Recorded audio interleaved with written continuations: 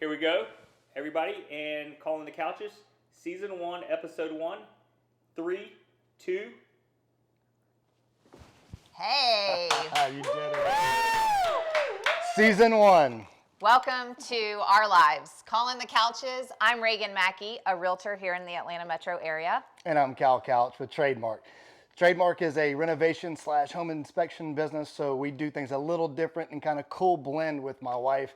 With her real estate team, we do a lot of cool things with people that I don't think sometimes they even know. We do a lot of renovations on the real estate perspective. We bring in design, so a lot of cool things you're going to see in Season 1. Yeah, so whether you're a homeowner looking to sell your property to maximize the potential of return, or you're a new homeowner and you're looking to make that house a home through renovation, or if you maybe are staying in your property and you're looking to just maybe do an upgrade, we are here to help you walk through that process and show you a little bit of in-depth detail into our everyday lives and what we see by crossing paths on a daily basis, and encourage you to watch through the season so that you can see just how we help homeowners and see what kind of tidbits you might be able to gain from our show.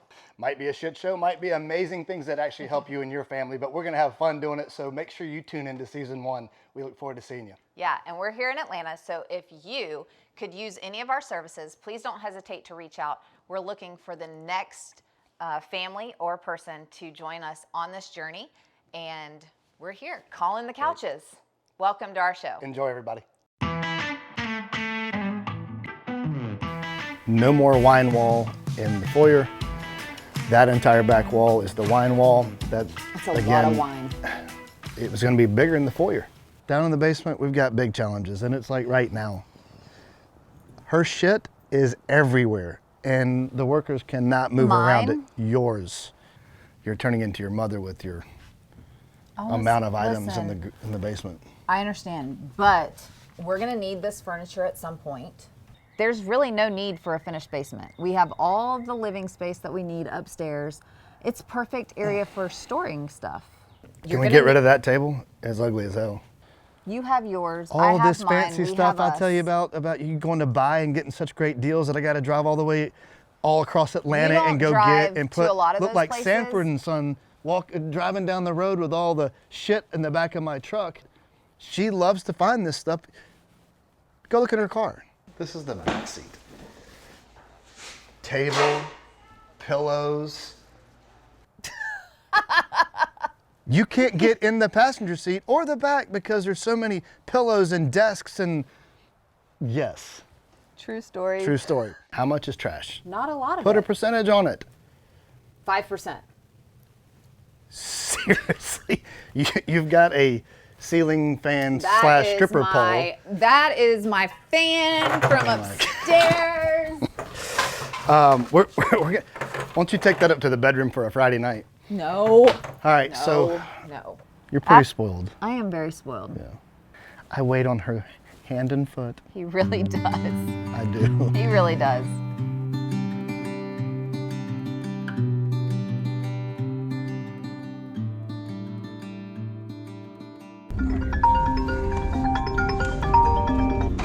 Hey, honey.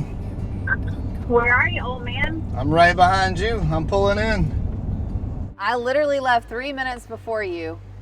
We need to hurry up and get in here, and I beat you here. That's because you drive like a bat out of hell. I'm still on my way there. I'll be there in 1 minute, which is, by the way, 1 minute early. There you are. I see you. I'm here. Here he is.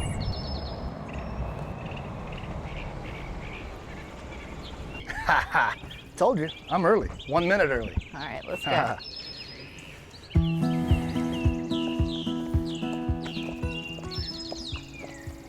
Cal, Regan, I want to welcome you to our home. Thank you for coming here today. We wanted to go over a few projects that we had in mind for this home. We've been in this home for 24 years. It's the longest we've been in any one place since we've been married. We've raised our daughter Erica here, and now that she is an adult, ready to move on, there's things we want to do in the home. Not just projects that will help us bring the home more into what we want to have, some upgrades and so forth, as well as maybe make it a little more marketable if we decide to go to another home.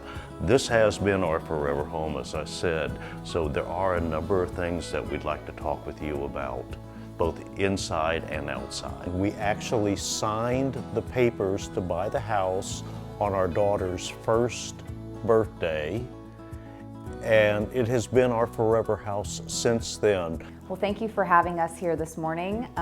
It's a beautiful home. You can tell that there's a lot of love and lots of memories that you guys have created here. My name is Regan again, and this is Cal, my husband, and we essentially come in and meet with homeowners like yourself who are potentially thinking about selling or possibly, you know, like you just said, wanting to do some upgrades. And basically what we do is we come in and we formulate a plan around what it is that you're looking to accomplish.